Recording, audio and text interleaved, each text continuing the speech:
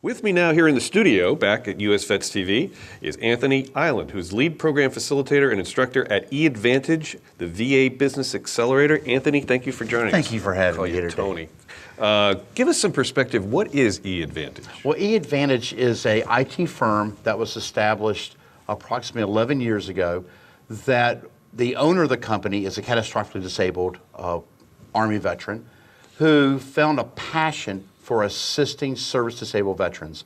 When he came back from one of his injuries, he sat in Walter Reed for over a year. And what he did was he noticed all the individuals sitting there doing nothing. And a lot of them he knew could be small business owners. And that's what inspired him to start this. Now, this mentor-protege aspect of it, what is a mentor-protege program? A mentor-protege program is any relationship where one person has knowledge that they can pass on to another individual that can help that person improve their position in life. Well, that's a pretty good definition. Who manages mentor-protege programs? Well, there's two different types of phases. There's one that's federal, and then you have commercial.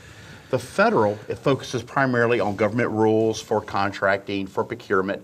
And the second, on the commercial side, is more focused on, can we be a profitable business? Can we expand our market share? Can we, if it's a non-for-profit, possibly reach a different group of people? Okay. Now, which mentor-protege plan is the best one to participate in? Ooh, see, that's a loaded question because it depends on the mission.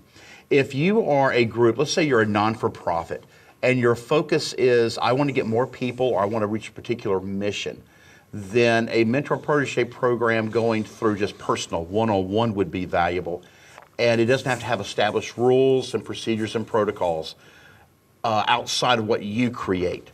But if you are a young service-disabled veteran company that wanted to sell items to the federal government, you need to find an established program, you need to find an established company that knows how to do that within that industry and then allow you to move forward. Now, that's a good question. Are there mentor-protege programs for every industry, like, for instance, the internet TV production industry? Well, kind of funny to bring that up. That was the program that I was pretty much running when I was at GSA. While I was the mentor-protege coordinator, I had all the GSA schedules that would fall under me, and you would have fallen under that. And what we would have done is, you would have approached me, and you would have said, I want to do this. I have a particular larger company that wants to assist me, or you maybe could have come as the mentor and brought a very small production company with you as the protege, and you would have interacted with me. I would have been your facilitator. So what makes a mentor-protege program worthwhile to pursue? Well, most individuals know there's something they do not know, they don't understand. They're missing that key ingredient that will allow them to make the cake or to whatever they want to produce. When they're sitting down and realize what they don't know, that's when they need a mentor-protege program. Somebody has got to help them reach the next level on their phase of development. Mentors will always be there. They're all in every walk of life. It's how you shape them to fit in what you're doing and where you want to go with it. So my encouragement has always been to individuals, if you want to improve your lot in life, find a mentor. Find someone that's smarter than you, find someone that's more experienced than you and established. They can share rules, regulations, policies, best practices. And sometimes what you need is a friend in the universe. And sometimes mentors also serve as contact points for other referrals to pure networking. Yep, very much so. Now, you mentioned the GSA, where you were in the Office of Small Business Utilization. OSBU, yes. People hear GSA all the time, especially people learning about federal procurement. What is GSA, and what outreach programs do they have for small business? Well, the biggest outreach program they have, at least while I was still participating, was allowing small businesses to understand how to do contracting. We had a team that was extremely focused on cradle to grave.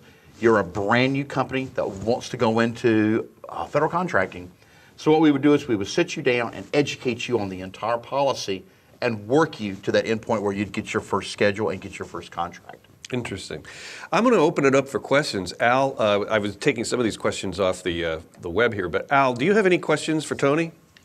Yeah, first of all, Tony, it's good to see that you joined forces and trying to grow the beer as long as I am. I thank you for that. But here's the real question. We talked earlier about mentor protege, DoD versus non-DoD. Explain that. The program is good. It's been vibrant, but a lot of folks out there have no clue that exists or how to engage with the government mentor protege program. Tell us about that. Okay. It completely depends on what your industry is and what your goal is. If you are a service-disabled veteran, you want to have a mentor protege program, I would recommend you look towards the SBA first and foremost. They have the best starting point if you're going to do federal contracting. If you are a medium-sized business that produces something that the federal government truly needs in the defense industry, then you look at DoD. If you were a power generator, let's say you did something with solar power, Department of Energy would be the one you would use. There are not a lot of mentor protege programs left that are very isolated. SBA has brought most of them under one umbrella, but there still are 2 or 3 that are isolated that are very niche market. But DoD is always going to be the 800-pound gorilla when it comes to, that's the largest mentor protege program, and after that, SBA by all hands down. Any other questions, Al? Yeah, going on that. When there's a government-driven mentor protege, and these organizations that agree to that program, are they mandated to have a certain business under their wing, or is it, space available? Is it available now? So if I wanted to go consider that opportunity, what would I uncover? There's no space. Wow, I can do this. I mean, I know you've been retired from that program quite some time, but what would be my expectations to engage, and what would be my criteria to be part of that program? Okay. Again, right now the SBA has the rules, and when it takes care of everything for the general mentor protege agreement that would be at the federal government.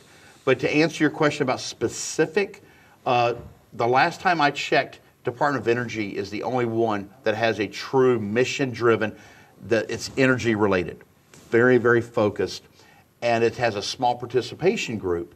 But while it has a small participation group, there are guaranteed contracts that are kind of locked into that because they're set more as grants or as to fill niche needs. DoD is somewhat in the same vein because it's industry driven. You're bidding on things that are very specifically focused on mission. Everything else is all fair game. Mm-hmm. Interesting. Well, we appreciate the time you've taken. It's very informative, Tony. And if people want to find out more about eAdvantage, which is, where should they go, especially service-disabled veterans? Oh, they can go to eAdvantage.com. That's our main site. Or they can go to our website, Center for Business Acceleration. Okay. And that will also tell you exactly what we're doing in conjunction with the VA and what we're doing for catastrophically disabled veterans. And that, again, this is a VA Business Accelerator. What is that? Well, it's called the VA Business Accelerator because when we set all this up, we did it through the VA, and we patent and trademarked the name. Oh, okay. Excellent. Again, we've been talking to Tony Eiland, who is the lead program facilitator and instructor at eAdvantage.